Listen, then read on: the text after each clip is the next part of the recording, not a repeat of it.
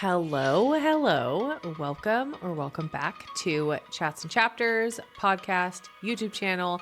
I am Caitlin, book editor, podcaster, lover of words. Thank you so much for listening to today's episode. BookTok is ruining the fun of reading. Is that a little dramatic? Yes, it is. Because I don't fully believe that on every single level. But today I do want to talk about the toxicity of BookTok. And this might ruffle some feathers, but I want you to know that I'm coming at this from a place of understanding because I was definitely doing what I am going to share in this video to a small degree. So it's just, I don't know. I feel like I fell into the BookTok trap. So today I want to talk about the toxicity of BookTok, how I fell for it for a bit, how I dug myself out of the hole, things you can consider to make the right decision for yourself. And then, of course, I do want to talk about a few positives of BookTok because I can't spend the entire video talking down on something that obviously has good qualities. BookTok is great.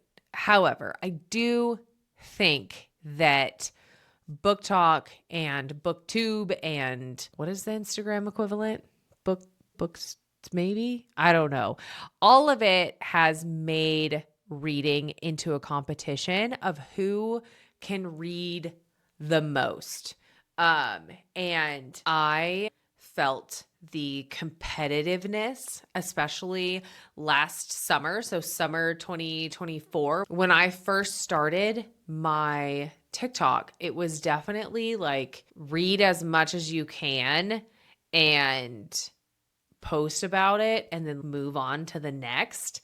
And it cracks me up. It cracks me up at this point in my life. And I realize it's only been a year and a half about-ish because it's January 2026 at this point. But, I just feel like BookTok has really made it a competition of who can read the most. And the only thing that matters is how many books you read every month or every year and how fast you can read the books so that you can, like I said, post about it and move on to the next.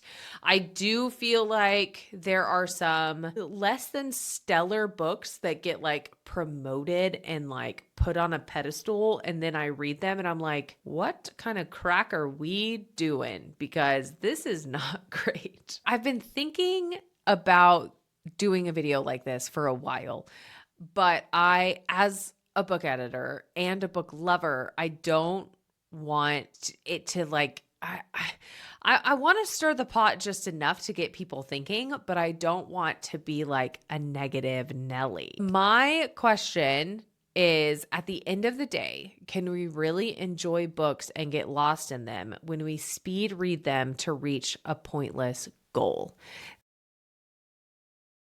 So I have a friend.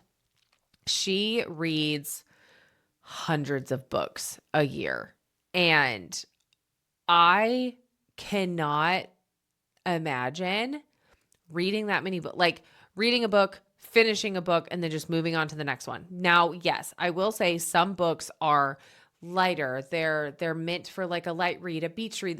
There's a purpose for every type of book. I fully believe that. Depending on what stage of life you're in, the time of day, I would prefer to read a lighter book at night and read a heavier, crazy, higher fantasy book that's going to get my brain working earlier in the day because I want to be able to go to sleep. Just saying.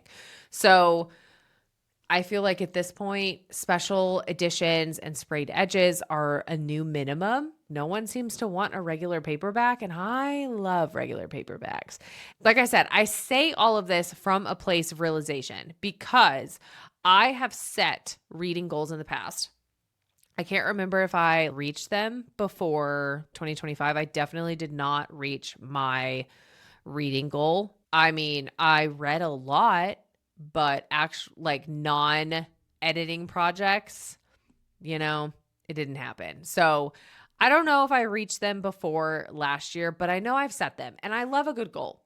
And the key word there is good. A goal just because is pointless. So just reading, 100 books in a year just because I'm I hope you loved at least 75% of them, because if you're mainly just reading to read to check it off, I don't subscribe to that. I just don't. So I will say I own multiple special editions.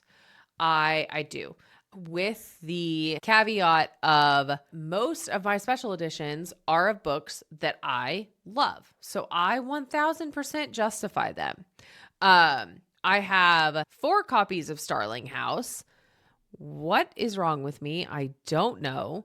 Well, I actually do know. So I got the hardcover before the paperback came out, and I prefer paperback. So that's another lesson that I have really learned is I have just really had to learn to be patient, because unfortunately hardcovers come out first and I have to wait for the paperback, because I know I prefer reading them in paperback. Some I will 100% still get in hardcover, but most of them I have to wait. So I have 4 copies because I got the hardcover copy of Starling House, and then she came out with 2 more, and we were supposed to get like different short stories, like different little tidbits, and I actually think they're the same. So, but then obviously I had to get the paperback with the purple sprayed edges because I do want to reread it. It's one of those where I want to relive that book and annotate it, all of that kind of stuff.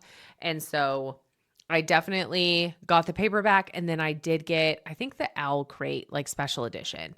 It's stunning. I have 3 copies of The Night Circus and The Starless Sea because, as you know, if you've listened to me for more than 5 minutes, I'm obsessed with Erin Morgenstern. I love her writing. The Starless Sea is my favorite. It's amazing. It's crazy. It's a wild ride.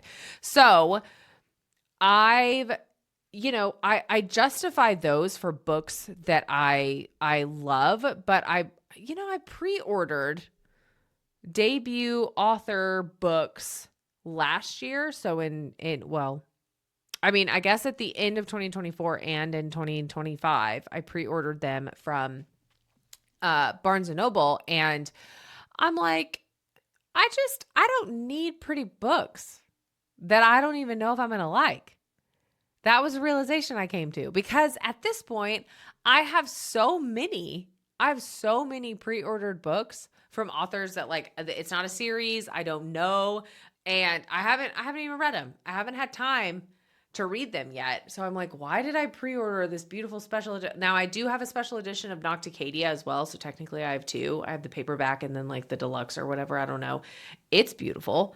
I'm not saying you cannot have like beautiful special editions. What I have realized for myself is I only need to buy those for books that I know and love.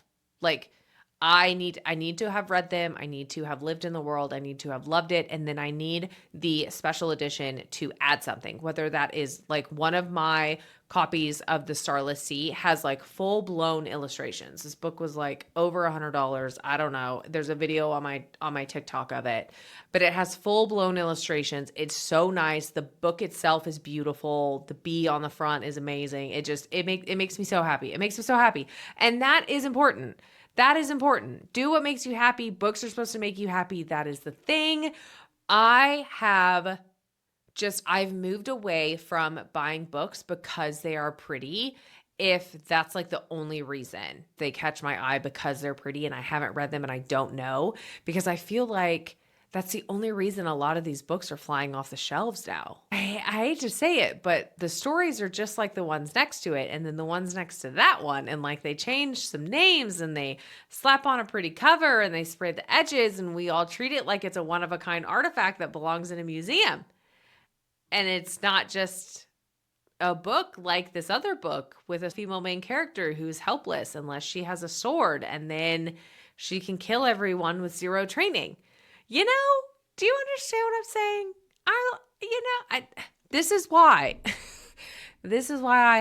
I think about this, because this is one really big realization that I had last year in 2025. I just have to, I fell down the BookTok rabbit hole. I thought I needed all these pretty books and it was a competition and I wanted to like showcase all of them and do my what are they called? My book hauls, this, that, and the other. And I just, no, I want to live in the books that I really love and revisit them. And I want to, I mean, I spend a lot of time in the manuscripts that I edit, of course, and I love doing that because I've been doing that for decades. I have been reading and rereading books for so long that when I fell down the BookTok rabbit hole, I kind of stopped doing that. And I was like, wait, I don't fully remember these things because I read through it so fast. And honestly, I think the moment where I pivoted and a light bulb went off was reading ACOTAR and rereading ACOTAR, because I read ACOTAR in March of 2024 and read it with a friend, and I've never been so stressed reading a book in my life. And that's on me. I realize that's on me. That's my fault because I didn't want to fall behind my friend who I was reading with. She reads faster than me. She was on spring break, all the things. Like, I didn't want to fall behind and have FOMO. So I read ACOTAR so incredibly fast, had my heart shattered so many times. And then when I reread it to do podcast episodes on it, I had that same visceral reaction. And I'm not saying that like you shouldn't get like I think one of, not the whole point, but one of the big points about books is to explore emotions and live through characters, and you learn about yourself as you're reading about the characters, and you learn what you really want out of life and what you really don't, and this, that, and the other. And I think it's great, but that's not what I'm saying. What I'm saying is that I took it to another level. And then I read Throne of Glass with another friend, and it was pretty much the same situation. And because I read those books so fucking fast. I read Kingdom of Ash in 2 days. I read Kingdom of Ash in 2 days. Did I do much else? No. Am I saying that that's a problem? Also, no. I'm not saying that buddy reading is bad. I'm saying that for me, I've realized, and you might totally be different, and that's totally fine. These are just my thoughts. But for me, pairing it with my competitive ass brain makes it a disaster. So you pair the already, I need to read this series, everyone else has read it, like I need to know, blah, blah, blah, blah, blah, check it off my list. I need it in my brain with the, we have to stay up to date and I can't fall behind, this, that, and the other. I don't know. I just realized like I would really much rather prefer to take my time with a book, a crazy concept. And I really want to take my time and I want to enjoy it. Last fall, I think I started Crescent City in maybe July or August. And I think July. I started reading. I was listening to it while I was running. So I had a good 1, 2, 3 hours of listening to the audiobook last summer. And I read it for months. I don't think I finished Crescent City, the first book, until December. Like I read it for almost 6 months, 5, 6 months. Like it was great. It was grand. It was amazing. Like, it was the best Sarah J. Maas reading experience I've ever had because I actually got to take my time and I wasn't competing with anyone or trying to, cross it off my list. Like, I really just wanted to read it, to have the story. I must know the connection with ACOTAR and Throne of Glass. Like, I need to know all of that. But I told 2 friends that I was reading it, one who had already read all of them, and then another one who I knew she wouldn't pick it up and dive into it to read it with me. So I really was able to enjoy it on my own time. I haven't started reading the second one, but finishing Crescent City is on my reading list for 2026.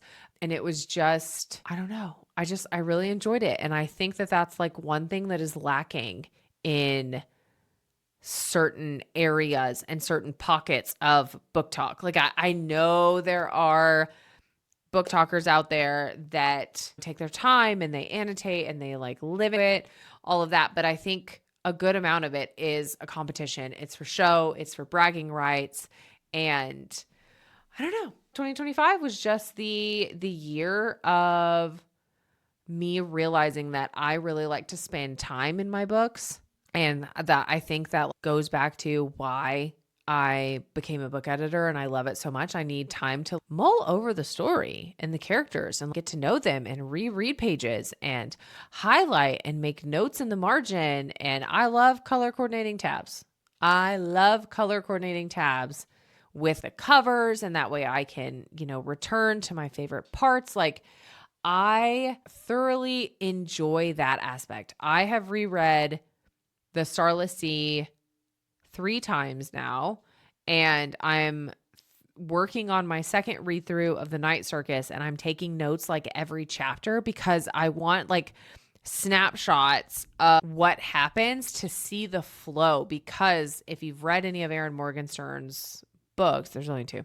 If you've read either of them, there's so much going on, and I need to know how it all lays in the grand scheme of things.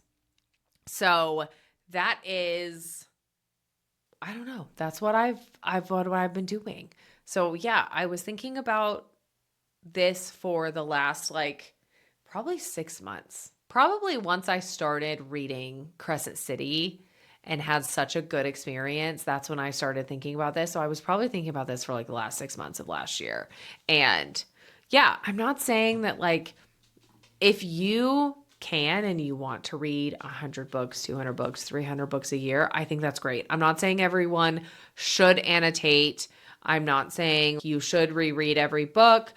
I just think it is good to be aware of the possibility that maybe, especially if you're not remembering, if you're moving so quickly through books and you're not remembering, maybe slow it down. Maybe. I don't know. And like I said, I don't think all BookTok is bad. I love BookTok. I've become really selective about who I follow and what I engage in, because I don't want to compete with other readers. And if I see too much of that, I will, just because I am a very competitive person. But I also have to be realistic with myself that I read a lot. If you missed the episode on how I became a book editor and everything like that, I read over 2 million words of just projects last year. So it's one of those where if I don't see it, if I ignore it and act like it doesn't happen, then I just live in la la land. And I love that. So I am finding and reading and often rereading books that I love, and I'm not worrying about a certain number for the year. I think I set I wanted to read 50 books was my goal in Fable, and I only hit 30, 31, something like that. I don't know. And a lot of that is because I reread multiple books. But the other part is I didn't read as many released books because I was reading manuscripts and editing those. So I don't know. It's one of those things. I would love to know your thoughts, because obviously I think with anything there are positives and negatives. Unless we're talking about vegetables, they're pretty much all positives. You just have to sometimes work up your gut health to handle them. That's beside the point.